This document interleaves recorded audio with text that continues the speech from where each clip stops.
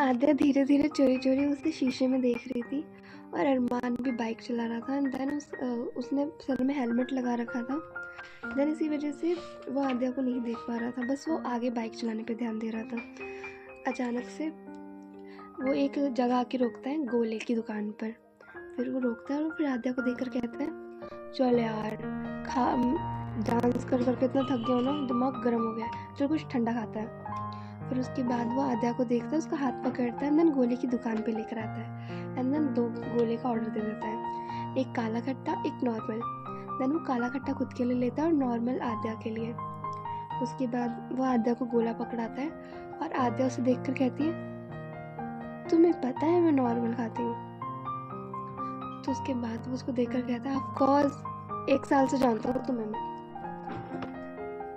उसके बाद वो दोनों गोला खाने लग जाते हैं। वो गोला खा रहा था, देन आद्या भी गोला खा रही थी, बट वो खा कम रही थी, अरमान को देख ज़्यादा रही थी और अरमान ने अपना सारा गोला ख़त्म करा। उसके बाद जैसे उसने अपना गोला ख़त्म करके दुकान वाले को पैसे देने जा रहा था, उसकी नज़र ना बहुत सारे बच्चों पे पड़ी जो वहाँ पर खड़े थे और गोला मांग रहे थे, पर वो गोले वाला उसे गोला नहीं दे रहा था। तो वो जाता है एंड देन उन सारे बच्चों को बारी बारी सबको गोला खिलाता है। एंड देन आद्या उसी को देख रही थी, उसको देखने के चक्कर में उसका सारा गोला पिघल गया। उसके बाद 10 मिनट बाद जब वो सब बच्चों को गोला खिला कर आया, देन आद्या को देखकर कहता है, आर यू मैड, सारा गोला तो पिघल गया। देन उसके हाथ से गोला छीनता है, देन साइड में फेंक देता है, कहता है दूसरा दिला दूँ? फिर आद्या नामे सर हिलाती है। उसके बाद वो दोनों बाइक पे बैठते हैं। देन आद्या उससे और ज़्यादा अटैच होती जा रही थी। जितना सोचती थी कि अरमान से दूर जाना है, वो उसके और ज़्यादा करीब होती जा रही थी। उसकी सारी आदतें, उसकी सारी हरकतें उसे बहुत अच्छी लगती थी। उसके बाद वो अपने जॉब पर चली जाती है।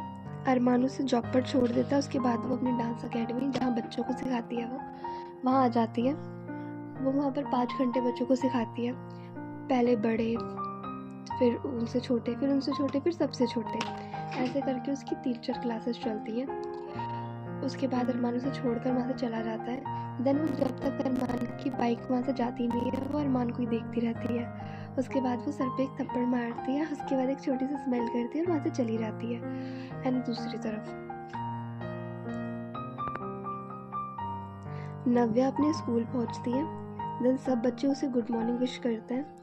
देन वो सीधा चलते अपने अपने क्लास में आती है। देन सारे, जैसे ही वो अंदर आती है, सारे बच्चे उसे गुड मॉर्निंग विश करते हैं। देन वो अंदर आती है। उसके बाद सारे बच्चे उठ कर उन्हें विश करने लग जाते हैं। उसके बाद वो सबको बैठने का इशारा करती है। उसके बाद वो पढ़ाना स्टार्ट कर देती है। ऐसे उसकी कम से कम क्लासेस चलती हैं। उसके बाद जब वो क्लास ओवर हो जाती है, देन वो चली जाती है।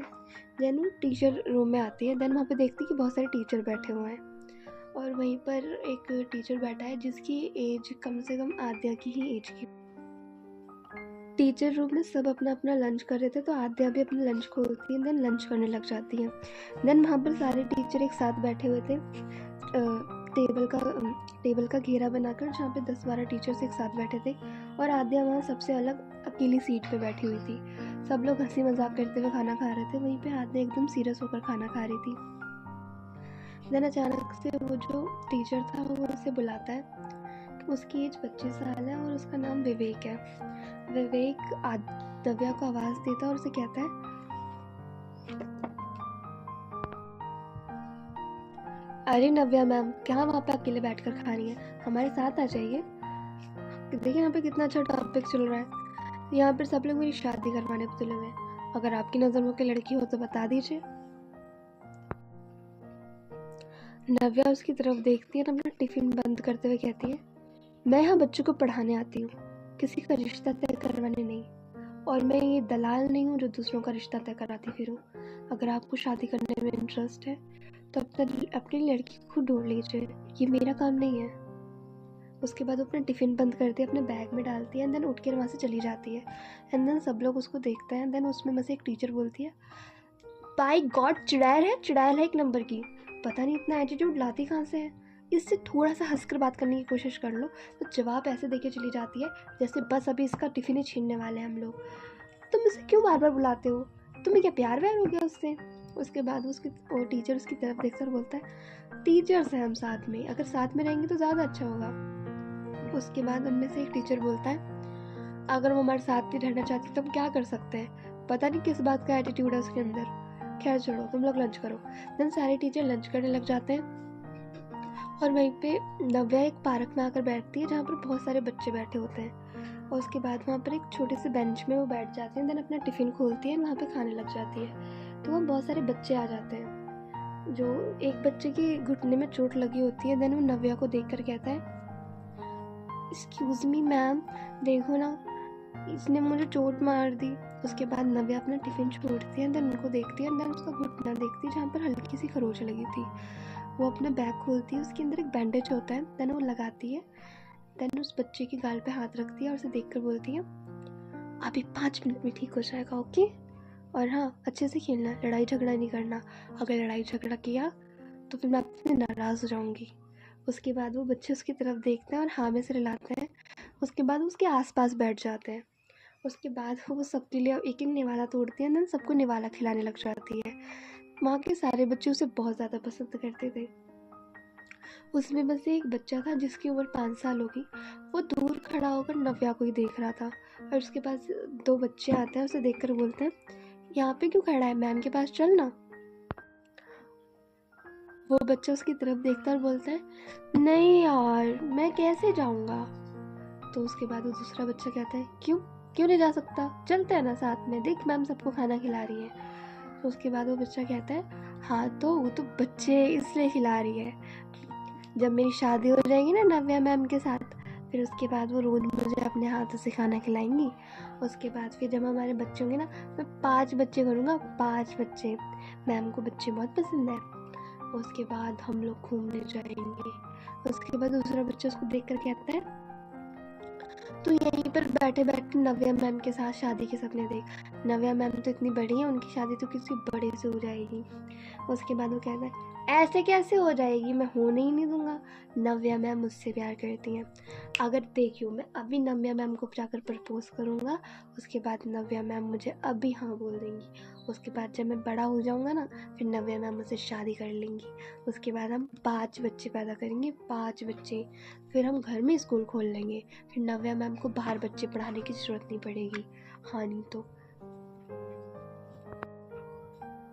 वो बच्चा उसकी तरफ देखता और बोलता है हाँ रहने दे, तेरे जैसे नव्या मैम के पास हज़ारों हैं।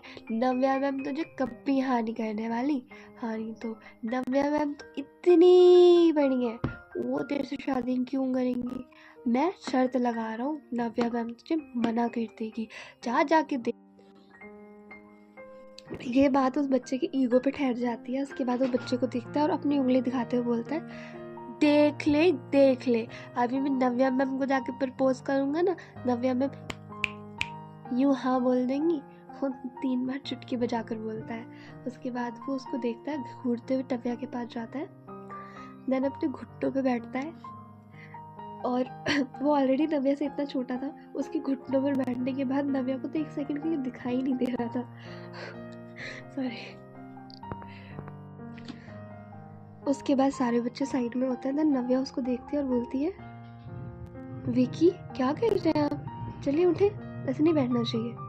उसके बाद वो कहता है नहीं मैम, मुझे आपसे कुछ कहना है और आप मेरी बात का सब जवाब दोगे। उसके बाद वो पीछे से एक लड़की कहती है वो साफ होता है, सब नहीं होता। फिर वो बच्चा उस लड़की को देखता है और बोलता है तू चुप रह, मैं इम्पोर्टेंट बात कर रहा हूँ ना, दिखाई नहीं। वो बच्ची उसकी तरफ देखती है, बोलती है हाँ पता है तेरी इम्पोर्टेंट बात। उसके बाद सारे बच्चे एक साइड हो जाते हैं। फिर नव्या उसके पास आती है और उसके कंधे पे हाथ रखती है और वो भी घुटनों पे बैठ जाती है। क्या कर रहे हो आप, चलो उठो जल्दी। फिर उसके बाद वो बच्चा जो अभी फूल तोड़ कर लाया था गार्डन से, जो बहुत ही